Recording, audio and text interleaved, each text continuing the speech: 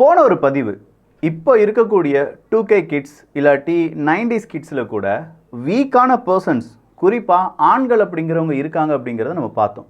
So ஆண்கள் இப்போ இருக்கக்கூடிய ஆண்கள் கொஞ்சம் வீக்காக இருக்காங்க அப்படிங்கிறத ப்ரூஃப் வழியாக பார்த்த பிறகு நிறைய பேருக்கு இருக்கக்கூடிய கேள்வி என்னென்னா, நான் வீக்காக இருக்கேன் அப்படிங்கிறத எப்படி ஐடென்டிஃபை பண்ணுறது அப்படிங்கிறதும், நான் காதலிக்கக்கூடிய ஒரு ஆண் வீக்காக இருக்காங்க அப்படிங்கிறத எப்படி ஐடென்டிஃபை பண்ணுறதும் அப்படிங்கிறதும் தான். ஸோ இது தெரிஞ்சாலே நம்ம வீக்காக இருக்கோம் அப்படிங்கிறத நம்மளால் உணர்ந்து கொள்ள முடியும். எப்போ நம்ம உணர ஆரம்பிக்கிறோமோ அப்போ தான் நம்ம ஸ்ட்ராங்கான ஒரு பர்சனாக மாறுவோம், நல்ல ஒரு சமுதாயத்தை உருவாக்க முடியும். ஸோ வீக் பர்சனாக இருக்கக்கூடிய நபர்கள் இல்லாட்டி நான் வீக்காக இருக்கனா அப்படின்னு சொல்லக்கூடிய ஒரு கேள்வி இருக்கக்கூடிய நபர்கள், நீங்கள் காதலிக்கக்கூடிய இல்லாட்டி உங்களுடைய கணவன் வீக்கான பர்சனாக அவர் இன்னும் ஸ்ட்ராங்காக மாறணுமா அப்படின்னு சொல்கிற கேள்வியுடன் இருக்கக்கூடிய பெண்கள் எல்லாருக்குமான பதிவு தான் இந்த ஒரு பதிவு. நிச்சயமாக மாணவர்கள் இதை கேட்கலாம், பகிரலாம். நல்லதை பகிர்வோம். அன்பு தமிழஞ்சங்களுக்கு தமிழ் பொக்கிஷத்தின் வணக்கங்கள்.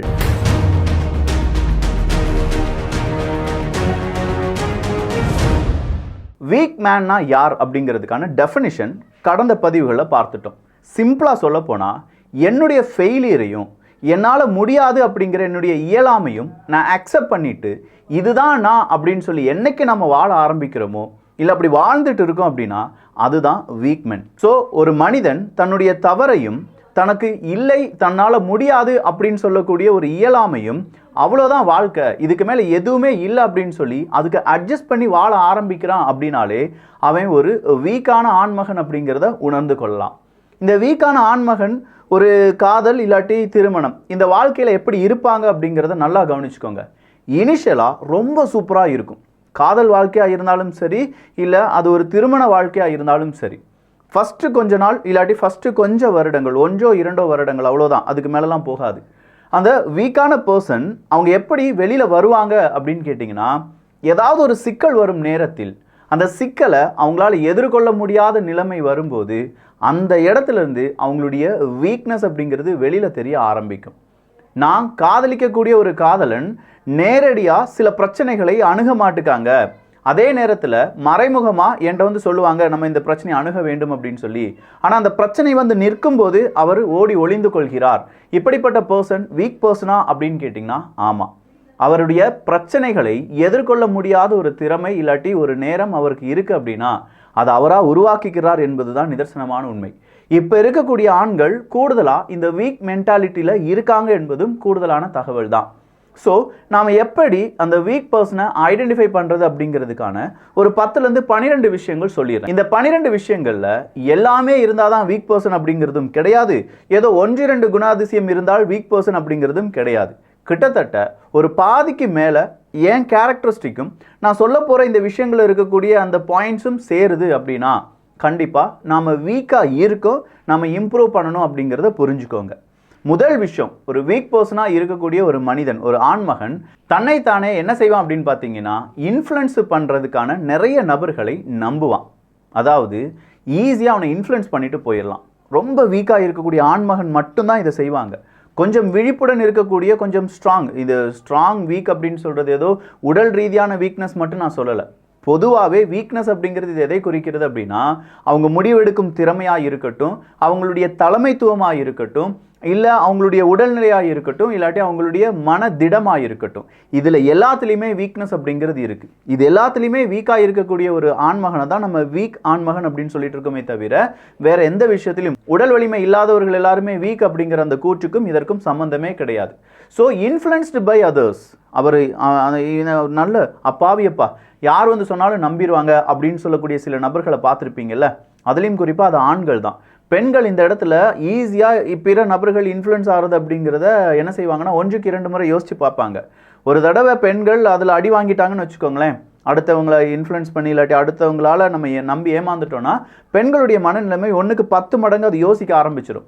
ஆனால் இந்த வீக்காக இருக்கக்கூடிய ஆண் அப்படிங்கிறவங்க ஒரு முறை மட்டும் கிடையாது, பல முறைகளும் அவங்க ஏமாற்றப்படுவார்கள்.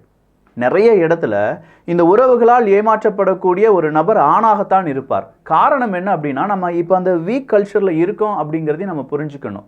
சரி, அதுக்காக உதவியே செய்யக்கூடாது அப்படின்னு சொல்லலை, பட் யாருக்கு உதவி செய்கிறோம், அவங்க எப்படி நம்மளை இன்ஃப்ளூயன்ஸ் பண்ணுறாங்க, அப்படி இன்ஃப்ளூயன்ஸ் பண்ணுறதுலேருந்து நம்ம எப்படி நம்மை பாதுகாத்து கொள்வது, நம்முடைய குடும்பத்தை எப்படி பாதுகாத்து கொள்வது அப்படிங்கிறதை புரிதலுடன் அதை அணுக வேண்டும் அப்படிங்கிறது தான் இங்கே நம்ம சொல்லக்கூடிய கருத்து. ஸோ இன்ஃப்ளூயன்ஸ்டு பை அதர்ஸ் அப்படிங்கிறது ரொம்ப ரொம்ப ரொம்ப இம்பார்ட்டன்ட். எந்த வகையிலும் அடுத்தவங்க சொல்கிறாங்க அப்படிங்கிறத கண்மூடித்தனமாக ஒரு ஆண் நம்பக்கூடாது. ஏன்னா ஒரு ஆணை வீழ்த்துவதற்கு பல நபர்கள், பல சூழ்ச்சிகள், பல இடர்பாடுகள், பல சூழ்நிலைகள் காத்து கொண்டிருக்கின்றன. ஒரு ஆணை வீழ்த்திட்டோன்னு வச்சுக்கோங்களேன், அந்த குடும்பத்தை ஈஸியாக என்ன செஞ்சிடலாம், அவ்வளோதான் அழிச்சிடலாம். அப்போ ஆண் அப்படிங்கிறவங்க இந்த ஒரு கட்டமைப்பில் ரொம்ப முக்கியமான ஒரு நபர். அதுக்காக பெண் முக்கியமான நபர் இல்லை அப்படின்னு சொல்லலை. ஆணும் பெண்ணும் இங்கே சரிசமம் தான். ஆனால் ஆணை வீழ்த்துவது, அதுவும் இப்போது வீக்காக இருக்கக்கூடிய ஆண்களை வீழ்த்துவது ரொம்ப சுலபமாக மாறி வருகிறது என்பதை புரிந்து கொள்ளலாம். அடுத்ததா சின்ன ஒரு அச்சீவ்மெண்ட்டாக தான் இருக்கும், அதை ரொம்ப பெரிய அளவில் புகழ்த்தி தன்னைத்தானே சொல்லக்கூடிய ஒரு நிலைமையில் சில ஆண்கள் அப்படிங்கிறவங்க இருக்காங்க. அதாவது குட்டியோண்டா ஜெயிச்சா கூட நான் அப்படி ஜெயிச்சேன் தெரியுமா, இப்படி ஜெயிச்சேன் தெரியுமா அப்படின்னு சொல்லுவாங்க.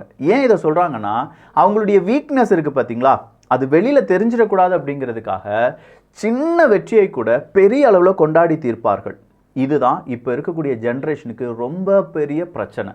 கொஞ்சம் யோசிச்சு பாருங்க. இன்ஸ்டால ஊனா இல்லாட்டி ரீல்ஸ் எல்லாம் போட்டுட்டு நான் பெரிய ஆளு, நான் கெத்து, ஏன் ஜாதி பெருசு, இது எல்லாமே நம்ம வீக் கம்யூனிட்டியை உருவாக்கி கொண்டிருக்கிறோம் என்பதுதான் நிதர்சனமான உண்மை. அச்சீவ் பண்ண பெரிய பெரிய அச்சீவ்மெண்ட் பண்ணவங்கலாம் ரொம்ப சைலண்டாக இருப்பாங்க. ஆனால் குட்டியோண்டு அச்சீவ் பண்ணுறவங்க ரொம்ப வாயை போட்டு சலசலன்னு எல்லாத்தையும் சொல்லிட்டு அலையிறாங்கன்னா, தம்பி அண்ணே நீ கொஞ்சம் வீக்காக இருக்கண்ணே, கொஞ்சம் பார்த்துக்கோனே அப்படின்னு சொல்லுங்கள். அப்படி சலசலன்னு பேசக்கூடிய நபர்களை ஈஸியாக யார் வேணாலும் இன்ஃப்ளூயன்ஸ் பண்ணிடுவாங்க அப்படிங்கிறதும் அவங்களுக்கு நீங்கள் புத்திமதியாக சொல்லலாம். இல்லை அவங்ககிட்டே நீ சொல்லலாம், அவன் சொன்னால் நீ நம்பிடுவில்லை அப்படின்னு சொல்லி விக்கி சொன்னால் அது நடக்குதுப்பா, கொஞ்சம் வீக்காக தான் இருக்குது அப்படிங்கிறத அவனுக்கே நீங்கள் சொல்லி புரிய வைக்கலாம். அடுத்ததா இன்னபிலிட்டி டு லேர்ன் இல்லாட்டி லிசன் அப்படின்னு சொல்லலாம். நான் சொல்கிறத கூட இப்போ கேட்குறதுக்கு சில ஆண்கள் தயாராக இருக்க மாட்டாங்க. குறிப்பாக 2K கிட்ஸ் இதை கேட்கவே மாட்டாங்க. Inability to listen. 2K கிட்ஸில் எல்லாரும் கிடையாது, வீக்காக இருக்கக்கூடிய நபர்கள். அப்போ இன்னபிலிட்டி டு லிசன் அப்படிங்கிறது தான் ரொம்ப ரொம்ப ரொம்ப இம்பார்ட்டன்ட். அவங்க யாரையுமே லிசன் பண்ணவே மாட்டாங்க. ஒரு ஆணை, ஒரு வீக்கான ஆணை நீங்கள் காதலிக்கிறீங்கன்னு வச்சுக்கோங்களேன், ஒரு கட்டத்துக்கு மேலே உங்களுக்கு டைம் ஒதுக்கிறத விட சோஷியலுக்காக, பிற நபர்களுக்காக, சோஷியல் நெட்வொர்க்குக்காக சில ஆண்கள் டைமை ஒதுக்குவாங்க. ஏன் தெரியுமா? உங்ககிட்ட சில பிரச்சனைகள் வரலாம், இல்லை காதலிக்கக்கூடிய காதலியோ இல்லாட்டி மனைவியோ அது ஒரு சின்ன பிரச்சனையாக கூட இருக்கலாம். ஆனால் அந்த சின்ன பிரச்சனையை கூட அவங்களால என்ன செய்ய முடியாது, ஈஸியாக ஹேண்டில் பண்ண முடியாது. அவங்க வீக்காக இருக்காங்க. அதனால் இது எப்போவுமே பிரச்சனையாக தான்ப்பா இருக்குது, பேசாமல் நட்பு கூடயே போயிடலாம், நண்பர்கள் கூடயே போயிடலாம். அவங்க கூட இருக்கக்கூடிய நட்பையும் நீங்கள் பார்த்தீங்கன்னா அவங்களும் ஒரு வீக் மென்டாலிட்டியில் இருக்கக்கூடிய நட்பாகத்தான் இருக்கும். ரொம்ப ஸ்ட்ராங்காக மனதிடம் இருக்கக்கூடிய இல்லாட்டி இதெல்லாம் தெரிந்த ஒரு ஆண் என்ன தெரியுமா சொல்லுவாங்க, அந்த வீட்டில் அந்த பிரச்சனை வரும், அதை இப்படி ஃபேஸ் பண்ணலாம் அப்படின்னு சொல்லி ஐடியா கொடுப்பாங்க. ஆனால் வீக் பர்சனாலிட்டி கூட நம்ம நட்பாக இருக்கும்போது எல்லாருமே அப்படி தாண்டா வாடா அப்படின்னு சொல்லி தனியாக கூட்டிட்டு போயிடுவாங்க. ஸோ வீக் பர்சன் கண்டிப்பாக குடும்பத்தையும் ஒரு கட்டத்துக்கு மேலே காதலையும் ஐசோலேட் பண்ணி சோஷியலுக்காக வாழ தொடங்குவாங்களே தவிர, இல்லாட்டி ரீல்ஸ் உலகத்துக்காக, சோஷியல் நெட்வொர்க்குக்காக வாழ பழகிக்கொள்வார்களே தவிர, குடும்பம் அப்படிங்கிற ஒரு ஸ்ட்ரக்சருக்குள்ளே போகிறதுக்கு அவங்க ரொம்ப பெரிய அளவில் கொஞ்சம் பயப்படுவாங்க. அடுத்ததாக நோ சொல்கிறதுக்கு ரொம்ப பயப்படுவாங்க. நீங்கள் வீக்காக இருக்கீங்க அப்படிங்கிறதுக்கு ரொம்ப ரொம்ப ரொம்ப முக்கியமான விஷயம், யாராவது ஏதாவது கேட்டுட்டாங்கன்னா நோ சொல்லி படிங்க. இல்லை உங்களால் முடியலன்னா நோ சொல்லிடுங்க, என்னால் பார்க்கலாம், நான் கண்டிப்பாக செஞ்சிருவேன் அப்படின்னு சொல்லிட்டு நீங்கள் என்ன செஞ்சிடக்கூடாது, அவங்கள நம்ப வச்சு ஏமாத்திடக்கூடாது. ஏன்னா உங்களுடைய வீக்னஸ் தெரிஞ்சிடும். ஸோ நோ சொல்ல படிங்க. அது அவ்வளோ ஈஸிலாம் கிடையாது. என்னைக்கு நீங்கள் நோ சொல்லி படிக்கிறீங்களோ, அது உங்கள் ஆஃபீஸாக இருக்கலாம், உங்களுடைய மனைவிடமாக இருக்கலாம், உங்களுடைய அப்பாவிடமாக இருக்கலாம், உங்களுடைய சகோதரனிடமாக இருக்கலாம். உங்களால் முடியும்னா முடியும்னு சொல்லுங்கள், முடியாதுன்னா முடியாதுன்னு சொல்லிடுங்க. அன்னையோடு அந்த பிரச்சனை முடிஞ்சிடும். ஆனால் எஸ் சொல்லி உங்களுடைய வாழ்க்கையை கொஞ்சம் என்னவா மாற்றிடாதீங்க, ரொம்ப ஒரு இடியாப்ப சிக்கலாக மாற்றிடாதீங்க. அடுத்ததா ஷிஃப்டிங் ஆஃப் பிளேம் அப்படின்னு சொல்கிறாங்க. இன்றைக்கி ஒருத்தனை பார்த்து யாராவது கேட்டால் அவன் தான் பிரச்சனைன்னு சொல்லுவாங்க. நாளைக்கு அதே நபரை பார்க்க அவன் இல்லை பிரச்சனை, இன்னொரு காரணம் தான் பிரச்சனை அப்படின்னு சொல்லுவாங்க. ஸோ யாரை பிளேம் பண்ணுறது அப்படிங்கிறதுலே இவங்களுக்கு 1008 கன்ஃபியூஷன் இருக்கும். அப்போது அவங்களுடைய மனது ஒரு ஸ்டேபிளாக இல்லை. இன்றைக்கி அவன் மேலே அது ஒரு பிரச்சனையாக தெரியலாம், நாளைக்கு வேறு ஏதாவது ஒரு காரணத்தின் மீது பிரச்சனையாக தெரியலாம். ஸோ வீக் பர்சன் இல்லாட்டி வீக் மென் அப்படிங்கிறவங்க எந்த இடத்துல பிரச்சனை நடந்திருக்கு அப்படிங்கிறத கரெக்டாக கணிக்க தெரியாத நபர்களாக இருப்பார்கள். கரெக்டாக கணிச்சிருந்தான் இல்லாட்டி கரெக்டாக அவன் கண்டுபிடிச்சிட்டா அப்படின்னா அந்த பிரச்சனை அவனுடைய வாழ்க்கையில் அடுத்ததாக நிகழாமல் பார்த்து கொள்ளலாம். ஆனால் வீக் மென் அப்படிங்கிறவங்க இல்லாட்டி வீக் பர்சன் அப்படிங்கிறவங்க கண்டிப்பாக அந்த பிரச்சனையை பார்க்க முடியாது. அவங்களுடைய எண்ண ஓட்டத்தில் இன்னைக்கு அதை பிளேம் பண்ணி விட்டுலாம், நாளைக்கு வேற ஏதாவது பிளேம் பண்ணிடலாம் அப்படின்னு சொல்லி ஓடிக்கிட்டே இருப்பாங்க. அடுத்ததான் அவங்களுடைய அடிக்ஷனுக்கு அவங்க அடிமையாக இருப்பாங்க அப்படிங்கிறது தான். நல்ல ஸ்ட்ராங் பர்சன் எடுத்து பாருங்களேன், கொஞ்சம் ஜிம்முக்கெலாம் போவாங்க, நல்லபடியாக இன்னும் கொஞ்சம் ஸ்ட்ராங் பர்சன்ஸ்லாம் டெய்லி ஜிம்முக்கு அப்படிங்கிறது கண்டினியூஸாக போவாங்க. ஆனால் இந்த வீக் பர்சன் அப்படிங்கிறவங்க 3 நாள் போவாங்க, அதுக்கு பிறகு போக மாட்டாங்க. வேலைப்பளு காரணமாக ஜிம்முக்கு போகாதவங்க அப்படிங்கிறவங்க இந்த லிஸ்ட்லேயே வரமாட்டாங்க. இல்லை குடும்பம் குட்டியெல்லாம் பார்க்கணும்பா அப்படின்னு சொல்கிறவங்களாம் ஜிம்முக்கு போகாதது வேற ஒரு ரீசன். ஆனால் இந்த இடத்துல நான் என்ன சொல்கிறேன் அப்படின்னா, நல்லா புரிஞ்சுக்கோங்க, அடிக்ஷனுக்காக ஸ்லேவாக மாறிடுவாங்க அப்படிங்கிறது தான். இப்போ மொபைல் அடிக்ஷன் இருக்காங்கன்னா மொபைல் அடிக்ஷன் அதுலேயே அவன் என்ன செஞ்சிருவான், அடிமையாக மாறிடுவான். போன் அடிக்ஷன், போன் ரொம்ப ரொம்ப ரொம்ப இம்பார்ட்டன்ட், வீக் பர்சனை உருவாக்குறதுல போன் ரொம்ப இம்பார்ட்டன்ட் அப்படின்னு சொல்லப்படுகிறது. ஸோ இந்த இடத்துல phone addiction, mobile phone addiction, TV addiction, social media addiction, இந்த அடிக்ஷனுக்கெலாம் நீங்கள் ஸ்லேவாக அடிமையாக மாறிட்டு இருக்கீங்க அப்படின்னா நீங்கள் வீக் ஆகிட்டு இருக்கீங்க. ஒருவேளை நீங்கள் ஸ்ட்ராங் பர்சனாக இருந்திருக்கலாம், இப்போ நீங்கள் அடிக்ஷனாக மாறிட்டு இருக்கீங்க அப்படின்னா நீங்கள் வீக் ஆகிட்டு இருக்கீங்க அப்படிங்கிறது தான் அர்த்தம். அடுத்ததாக புறம் பேசுறது தான் காசிப். இந்த காசிப் பேசுறது அப்படிங்கிறது பொதுவாக என்ன சொல்லுவாங்கன்னா, அது ஒரு பொது புத்தியாக பார்க்க போனால் பெண்கள் மட்டும்தான் காசிப் பேசுவாங்க அப்படின்னு சொல்லுவாங்க. கிடையவே கிடையாது. வீக்காக இருக்கக்கூடிய ஆண்கள் அடுத்தவனை பற்றி, தனது நண்பனை பற்றி, தனது உறவை பற்றி, தன்னுடைய ஆஃபீஸை பற்றி, தன்னுடைய பாஸை பற்றி எல்லாமே புறம் பேச ஆரம்பிப்பார்கள். வீக்காக இருக்கக்கூடிய ஒரு பர்சன் நேரடியாக பேசுவான். அது தன்னுடைய உறவாக இருக்கட்டும், நண்பனாக இருக்கட்டும், பாஸாக இருக்கட்டும், எனக்கு இது பிடிச்சிருக்கு சார், எனக்கு இது பிடிக்கல, அவ்வளோதான். வீக்காக இருக்கிற பர்சன் நேரடியாக பேச மாட்டாங்க, மறைமுகமாக பேசுவாங்க. ரொம்ப இம்பார்ட்டண்ட்டாக விர்ச்சுவலாக அவங்க எவ்வளோ வேணாலும் பேசுவாங்க. நேரடியாக ஒரு ஹவுஸ் ஓனர்கிட்ட பேசுகிறதுக்கு உங்களுடைய மனைவி சொல்கிறாங்க, ஹவுஸ் ஓனர்கிட்ட இப்போ பேச முடியாது, நான் வேணா ஃபோனில் பேசுகிறேன் அப்படின்னு சொல்லுவாங்க. இந்த ஃபோனில் பேசுகிறேன், இல்லாட்டி விர்ச்சுவலாக பேசுகிறேன், சேட் பண்ணிடுறேன், இமெயில் பண்ணிடுறேன் அப்படின்னு சொல்கிறதுக்கான அந்த காரணமே அவங்களால ஒரு போராட்டத்தை நேரடியாக எதிர்கொள்ள முடியாத சிச்சுவேஷனுக்கு அவங்க என்ன செஞ்சுருக்காங்க, பழகி விட்டார்கள், வீக் ஆகிட்டாங்க. ஸோ நேரடியாக பேச வேண்டிய விஷயத்த நேரடியாக பேசுங்க. ஈவன் ஒரு கவர்மெண்ட் ஆஃபீஸுக்கு இல்லாட்டி ஒரு ஹாஸ்பிட்டலில் போய் ஒரு டாக்டர்கிட்ட பேசுறது அப்படிங்கிறது வர சில ஆண்கள் என்ன செய்கிறாங்கன்னா தவிர்க்கிறார்கள்.